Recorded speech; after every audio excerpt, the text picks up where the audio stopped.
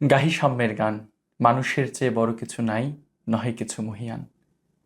মানব, মানবতা, দ্রোহ, প্রেম, ধর্ম, সম্প্রীতির এক অনন্য দৃষ্টান্ত আমাদের জাতীয় কবি কাজী নজরুল ইসলাম। আজ আমাদের জাতীয় কবি কাজী নজরুল ইসলামের জন্মজয়ন্তী উপলক্ষে সভ্যতা টেলিভিশনের বিশেষ আয়োজন হৃদয় নজরুল। আমাদের আজকের এই আয়োজনে সুপ্রিয় দর্শক মণ্ডলী, আপনাদের সকলকে স্বাগত জানিয়ে শুরু করছি হৃদয় নজরুল এই অনুষ্ঠানটি। আমাদের আজকের এই অনুষ্ঠানে স্টুডিওতে আমন্ত্রণ জানিয়েছি আমাদের অত্যন্ত শ্রদ্ধার আবৃত্তিকার জনাব কাজল চন্দ্র রায়, শিক্ষক, the millennium stars school and college, Rangpur. আমরা আজকে দাদাকে স্বাগত জানাচ্ছি। দাদা কেমন আছেন? হ্যাঁ, ভালো আছে। আজকের নজরুলের জন্মজয়ন্তী উপলক্ষে আমাদের এই আয়োজনে আপনাকে স্বাগত জানাচ্ছি এবং আপনার কাছে আমরা যেটি জানতে চাই সেটি হচ্ছে যে নজরুল এবং সাহিত্যিক নজরুল এই দুইটার মধ্যের যে সম্পর্ক, সেই সম্পর্কটুকু দিয়েই আমরা আমাদের আজকের প্রিয় কবিকে স্মরণ করতে চাই। আজকের এই দিনে আমি গভীর শ্রদ্ধার সঙ্গে স্মরণ করছি আমাদের প্রাণের কবি কাজী নজরুল ইসলামকে। প্রথমত আমাদের আজকের শিরোনামটি হৃদয় নজরুল, কিন্তু একজন মানুষ হৃদয়ে ধারণ করলে একটা জাতির যে চরিত্র প্রদর্শিত হওয়া উচিত, উপস্থাপিত হওয়া উচিত, ঠিক ততখানি আমরা নজরুলকে হৃদয়ে ধারণ করতে পারছি কিনা, এই একটা প্রশ্ন আজকে থেকে যায়। তবু বলবো যে আমরা খুব আবেগপ্রবণ জাতি, সুতরাং নজরুল আমাদের আবেগে, হৃদয়ে আছে। সত্যিকার অর্থেই বাঙালি আবেগপ্রবণ জাতি। আমাদের এই আবেগের জায়গা থেকেই নজরুলের বেড়ে ওঠা আমরা দেখেছি। দুখুমিয়া থেকে নজরুল সাহিত্যিক নজরুল হয়ে ওঠা। এই সাহিত্যিক নজরুল আমাদের জন্য কতটা পাঠেয়, আমাদের জন্য কতটা অনুসরণীয়, অনুকরণীয়। আচ্ছা, এখানে প্রথমেই আমি স্মরণ করতে চাই সৈয়দ শামসুল হকের ওই চরণটি, যে বাঙালি আত্মপরিচয় যদি আমরা অনুসন্ধান করতে চাই, তাহলে সেক্ষেত্রে কাজী নজরুল আমাদের আত্মপরিচয়েরই একটা অংশ। নজরুলকে বাদ দিয়ে বাঙালির পরিচয় কখনোই সম্পূর্ণ হবে না। তো প্রত্যেকটি মানুষই তো আলাদা, এবং প্রত্যেকটি মানুষের স্বাতন্ত্র বোধ থেকে অনেকগুলো পরিচয় কিন্তু উপস্থাপিত হয়। যেমন আমি ব্যক্তিগতভাবে শিক্ষক, কিন্তু আমার মননে, আমার সৃজনশীল কর্মে আমার আলাদা আলাদা কিন্তু পরিচয় ফুটে উঠতে পারে। তেমনি করে নজরুল এমন একটা পরিবারে জন্মগ্রহণ করেছেন, দারিদ্র্যের কষাঘাত, জীবন, যুদ্ধে অবতীর্ণ হওয়া। সেই নজরুলের জীবন তো একরকম, কিন্তু আমরা সাহিত্যিক নজরুলকে যখন আবিষ্কার করব, তখন আমরা এটা সহজেই অনুমান করতে পারি যে বাংলা সাহিত্যে কাজী নজরুল ইসলাম কতটা দাপটের সঙ্গে নিজের স্বাক্ষর বহন করেন। একদম। এই যে বাংলা সাহিত্যে নজরুল, আমরা জানি নজরুলের একাডেমিক শিক্ষা কতখানি, সেটি নিয়ে আমাদের একটা কৌতূহল রয়েছে। কিন্তু আমরা বাংলা সাহিত্যের শুধু নয়, বাঙালি হিসেবে আমরা আমাদের শিক্ষা জীবনে নজরুলকে ছাড়া শেষ করতে পারি না। তো এই যে নজরুল হয়ে ওঠার গল্পটা। হ্যাঁ, প্রত্যেকটি মানুষের শিক্ষাগত ব্যাপারটুকু গুরুত্বপূর্ণ, যে আমাদের প্রত্যেককে আলোকিত করে। কিন্তু সেই শিক্ষাটা যে আনুষ্ঠানিক হতে হবে এমনটা কিন্তু নয়। আমাদের পৃথিবীতে এরকম অনেক উদাহরণ আছে যারা অনন্য ব্যক্তিতে পরিণত হয়েছেন, কিন্তু প্রাতিষ্ঠানিক শিক্ষার বাইরে এসে তারা নিজেদেরকে আলোকিত করেছেন। নজরুল তাদের মধ্যে অন্যতম।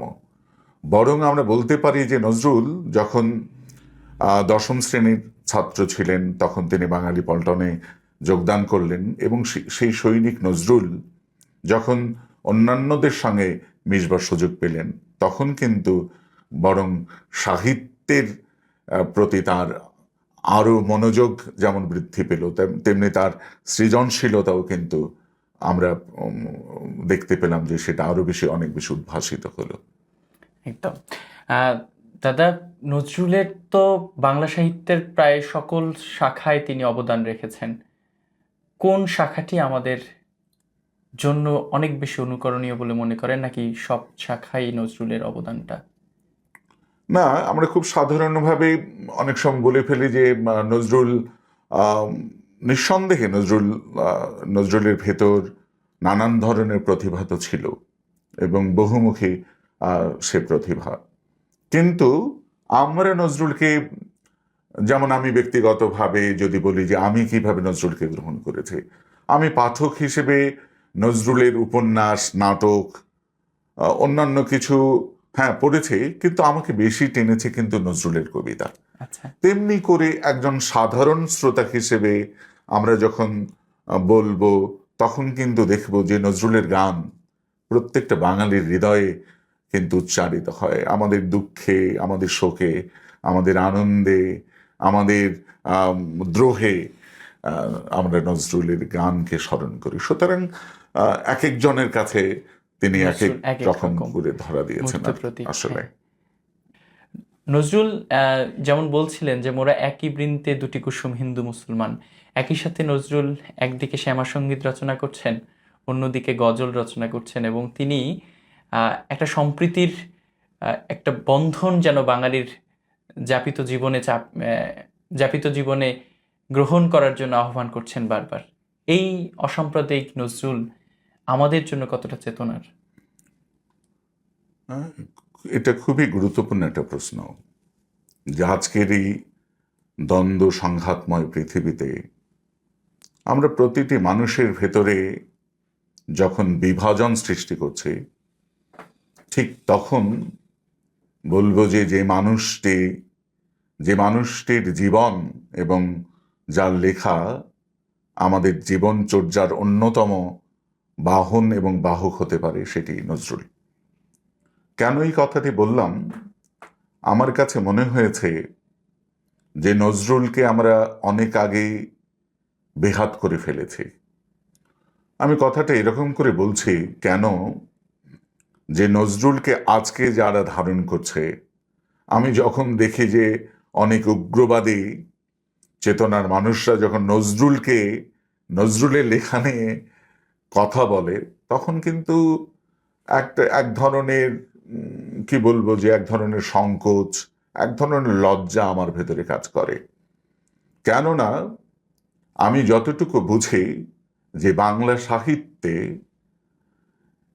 একজন লেখক, যিনি তার লেখায় এবং পুরো জীবনে যে চেতনাটাকে সর্বোচ্চ রূপে উচ্চকিত রেখেছেন, যে অসাম্প্রদায়িক চেতনা, তিনি কিন্তু নজরুল। কেননা তিনি তার কথাতেই বলছেন যে আমার কাব্য, আমার গান আমার জীবনের অভিজ্ঞতার মধ্য হতে জন্ম নিয়েছে, এবং বলছেন যে কেউ বলেন আমার বাণী যবন, কেউ বলেন কাফের, আমি বলি এ দুটোর কোনোটাই নয়, আমি কেবলমাত্র হিন্দু মুসলমানকে এক জায়গায় ধরে নেই হ্যান্ডশেক করাবার চেষ্টা করেছি। এই যে নজরুলের যে প্রচেষ্টা ছিল, সেই প্রচেষ্টা যদি নজরুলকে ধারণ করে আমাদের ভেতর থাকতো, তাহলে কিন্তু জাতিতে জাতিতে যে বিদ্বেষপূর্ণ ঘৃণা আমরা আজকের সমাজে ছড়াতে দেখে, সেটা হয়তো হতো না। এবং এই অসাম্প্রদায়িক চেতনা আমাদেরকে কোন জায়গায় নিয়ে যেত? বিশ্বের দরবারে। যদিও আমি বলি যে বাঙালি বোধহয় এখনো অনেকাংশে সেই চেতনাটাকে নিজের ভেতর ধারণ করে বলেই বাঙালি হিসেবে অন্তত পক্ষে আমরা পৃথিবীতে একটা গর্বিত রূপে একটা পরিচয় দিতে পারি যে আমাদের একজন অসাম্প্রদায়িক নজরুল আছেন। আমরা সেটি জানতে চাই। নজরুল আমাদের কাছে কারো কারো কাছে প্রেমের কবি, কারো কাছে কাছে দ্রোহের কবি, আবার কারো কারো কাছে অসাম্প্রদায়িক চেতনার কবি। কোন নজরুলটা আপনাকে বেশি নাড়া দেয় দাদা? না, মানুষের জীবনে নানান রকম অনুষঙ্গ নিয়ে তো আমার জীবন।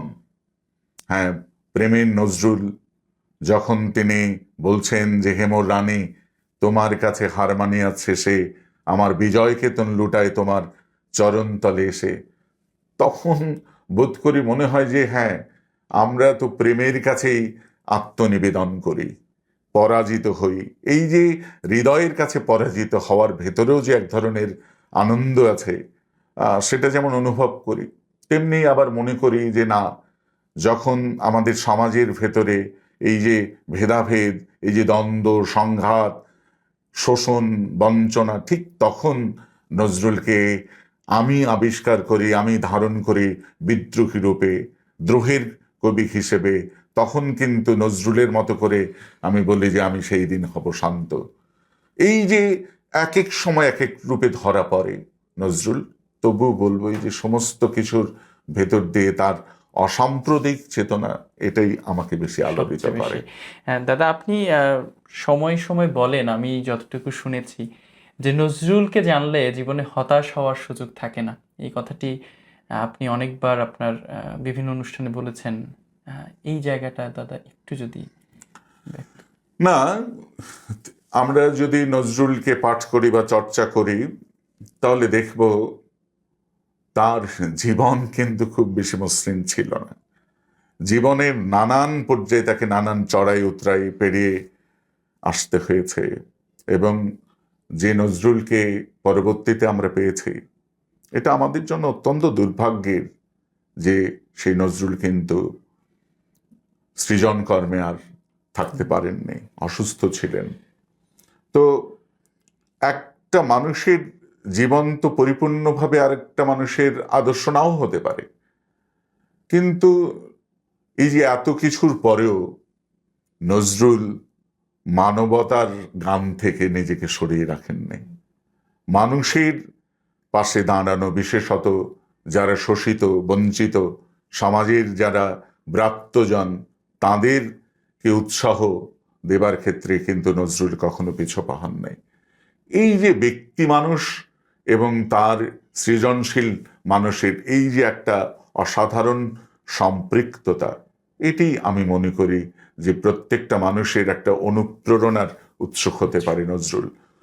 কেন আমি পিছিয়ে থাকবো যখন নজরুল বলেন, দুর্গমগিরি কান্তার মরু দুস্তর পারাবার, লঙ্ঘিতে হবে রাত্রি নিশীথে যাত্রীর হুঁশিয়ার। তখন কি আর পিছিয়ে পড়বার কিংবা নিজেকে ব্যর্থ ভাববার কোনো কারণ আছে বলে তো মনে হয় না।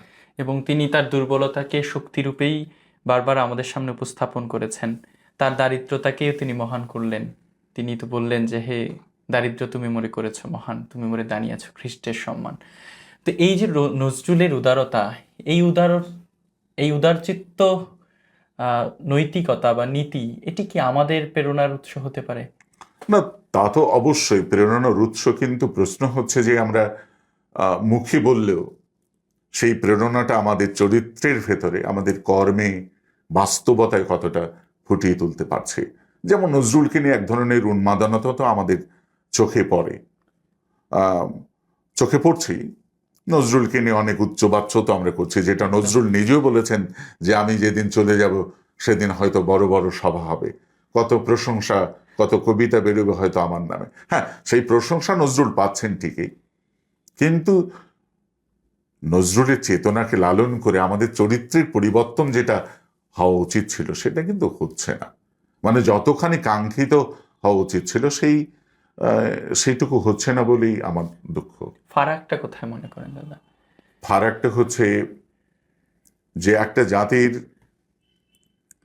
আমি বলবো যে সংস্কৃতি চর্চা, কারণ সংস্কৃতি চর্চার মধ্য দিয়েই তো আমি একজন লেখক কবিকে জানতে পারবো, তাকে ধারণ করবার সুযোগ পাব। আমার কাছে মনে হয় যে আমরা যদি গ্রাম থেকে কল্পনা করি, আগে কিন্তু আমার এখন মনে পড়ছে যে আমি একটা প্রান্তিক এলাকায় থাকলেও সেখানে কিন্তু সেই ছেলেবেলায় নজরুল জয়ন্তী পালন আমরা করেছি, রবীন্দ্র জয়ন্তী পালন করেছে। এই যে কোন একটা উপলক্ষকে কেন্দ্র করে এই যে কিছুদিন চর্চা করা, এই যে আমি একটা গ্রাম পর্যায়ের ছেলে, আজ থেকে 30 বছর আগে আমার মনে পড়ছে যে না, আমি তো 30 বছর আগে নজরুল জয়ন্তীতে ওই বিদ্রোহী কবিতাটি পড়েছিলাম কিংবা শুনেছিলাম, ওই যে শোনাটাই আমাকে এক সময় কি করেছে, আকৃষ্ট করেছে। আকৃষ্ট করেছে। আমি নিজে পড়েছি, কতখানি ধারণ করতে পেরেছে কিনা জানি না, তবু তো বলবো যে আমার পথ চলাটা তো শুরু হয়েছে ওইভাবে। আচ্ছা। তাহলে ওই চর্চাটাকে যদি আমরা প্রান্তিক পর্যায় থেকে শুরু করে যদি ছড়িয়ে দিতে পারতাম, যদি ধারাবাহিকতা সেটা বজায় রাখতে পারতাম, তাহলে বোধহয় আজকে নজরুল সম্পর্কে আমাদের জানাটা আরো বেশি গভীর হতো। এবং যখন জানাটা গভীর হতো তখন কিন্তু নজরুল চেতনাটা আমরা নিজের ভেতরে আরো সুদৃঢ়ভাবে ধারণ করতে পারতাম। একদমই তাই। দাদা, আমরা আপনার কাছে যেটি খুব করে জানতে চাই, আপনি যেহেতু আবৃত্তিকার এবং আবৃত্তি শিল্পটা নিয়েই আপনি অনেকটা কাজ করছেন এই অঞ্চলে, গোটা দেশে। কবিতায় নজরুল কতখানি গুরুত্বপূর্ণ এবং আপনার জীবনে নজরুল কতখানি গুরুত্বপূর্ণ, যার মাধ্যমে আমাদের নতুন প্রজন্ম নজরুলকে ধারণ করার প্রেরণা পাবে? হ্যাঁ, আসলে নজরুলের কবিতা শুনেই তো আসলে তার প্রতি ভালোবাসাটা তৈরি হয়েছে। যেমনটা বলছিলাম যে আমি নজরুলের বিদ্রোহী কবিতাটি ছেলেবেলাতেই পড়েছি এবং নিজে পড়িনি, আরেকজন পড়াটা আমার প্রথম ভালো লেগেছে। মনে হয়েছে যে একটা কবিতা কি এরকম হতে পারে। কিন্তু আরো বিস্মিত হয়েছে যখন জেনেছি যে নজরুল খুব অল্প বয়সেই অসাধারণ কবিতাটি লিখেছিলেন, মাত্র 21 বছর বয়সে। তো তার এই লেখা শুধু নয়, ধীরে ধীরে যখন নজরুলের অন্যান্য কবিতাও আমরা পড়তে শুরু করলাম, তার সাম্যবাদী অনেক কবিতা পড়লাম, তার প্রেমের কবিতা পড়লাম, তখন তো নজরুলকে আমরা নিজের ভেতরে ধারণ করতে শুরু করলাম এবং মনে হলো যে নজরুলের মতো এমন করে আর কে বলতে পেরেছে। সে কি দ্রোহের কথা কিংবা প্রেমের কথা। এবং তিনি ছোটদের জন্য অনেক লেখা হ্যাঁ, লিখেছিলেন। ছোটদের জন্য তো তার অনেক লেখা আছে। আমরা যদি আমাদের ছেলেবেলার ওই কবিতার দিকেও একটু চোখ সরিয়ে নেই, যে আমি হব সকালবেলার পাখি, সবার আগে কুসুম বাগে উঠবো আমি ডাকি, এবং আমরা যদি না জাগি মা কেমনে সকাল হবে, তোমার ছেলে উঠলে গোমা রাত পোহাবে তবে। তো এর ভেতরে তো অনেক গভীর অর্থ লুকিয়ে আছে। এবং ওই যে বিশ্বজগৎ দেখবো আমি আপন হাতের মুঠোয় পড়ে, এই যে একটা কবির স্বপ্ন, কবি হয়তো দেখে যেতে পারেননি, কিন্তু আজকের যুগে আমরা তো বিশ্বজগৎটা হাতের মুঠো করেই দেখছি। তো এই যে কবি তার একটা শৈশবে একটা ওই শিশুদের ভেতরে একটা স্বপ্নকে কিভাবে ঢুকিয়ে দিতে হবে, এটা তো তার লেখা আমরা দেখেছি। নজরুলের কবিতার কিছু চরণ আপনার কাছ থেকে তো শুনতেই চাই, এটি আমাদের জন্য সৌভাগ্যের হবে। এবং একই সাথে নজরুল আমাদের যাপিত জীবনে কতখানি গুরুত্বপূর্ণ, যদি একটু ছোট করে বলে দেন দাদা। হ্যাঁ, কথাগুলো হয়তো বারবারই একই রকম শোনাচ্ছে। তো আমি ব্যক্তিগতভাবে মনে করি যে আমি যেটা পড়ি বা আমরা যেটা পড়ব সেটা যেন গভীর করে উপলব্ধি করে পড়ি। যেমনটা আমি যখন মানুষ কবিতা পড়ি বা পড়ছি, তখন কিন্তু আমার কাছে যখন ওই চরণগুলো এসে ধরা দেয় যে পুজিছে গ্রন্থ ভণ্ডের দল, মূর্খরা সব শোনো, মানুষ এনেছে গ্রন্থ, গ্রন্থ আনেনি মানুষ কোনো। এই যে মানুষকে গুরুত্ব দেয়া, আমি মনে করি ব্যক্তিগতভাবে মানুষের শ্রেষ্ঠত্ব সেদিন থেকে কমে গেছে যখন আমরা মানুষের চেয়ে অন্য কিছুকে বেশি গুরুত্ব দেয়া শুরু করেছি, তখনই কিন্তু বিভেদটা শুরু হয়েছে। তো সুতরাং এই যে মানুষকে গুরুত্ব দিয়ে মানুষের পাশে দাঁড়ানো, মানুষের একজন হয়ে বাঁচা, এটাই নজরুলের মূল চেতনা বলে মনে করি। নজরুল একজন আবৃত্তিকার ছিলেন, একজন নাট্যকর্মী ছিলেন, তিনি নিজেই নাটক করেছেন। এই জায়গাগুলো একজন নজরুলকে পরিপূর্ণ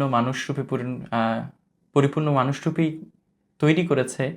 একই সাথে নজরুল খুব অল্প সময়ে তার বাকশক্তি হারিয়ে ফেলেছে, দাদা যেমনটি বলছিলেন। এটা হয়তো বাঙালি জাতির জন্য অনেক বড় কষ্টের, বেদনার। তবু নজরুলকে আমরা হৃদয়ে লালন করতে চাই, ধারণ করতে চাই। আমরা দাদার আবৃত্তি দিয়ে আজকের এই পর্বটি শেষ করব। যারা আমাদের সাথে ছিলেন সকলকে অনেক ধন্যবাদ দাদা। তো ধন্যবাদ আজকে যারা এতক্ষণ ধরে আমাদের কথাগুলো শুনছিলেন। তো আমি মনে করি যে নজরুলকে আমাদের যাপিত জীবনে যে কথাটা আজকের উপস্থাপক শুরু করেছেন, যাপিত জীবনে নজরুলকে আমাদের ধারণ করতে হবে, নজরুলের জন্য নয়, আমাদের আত্মপরিচয়ের জন্য। আমরা যেন আত্মপরিচয়ের জায়গায় কোনো সংকটে না ভুগি, এজন্যই নজরুলকে আমাদের আঁকড়ে ধরতে হবে।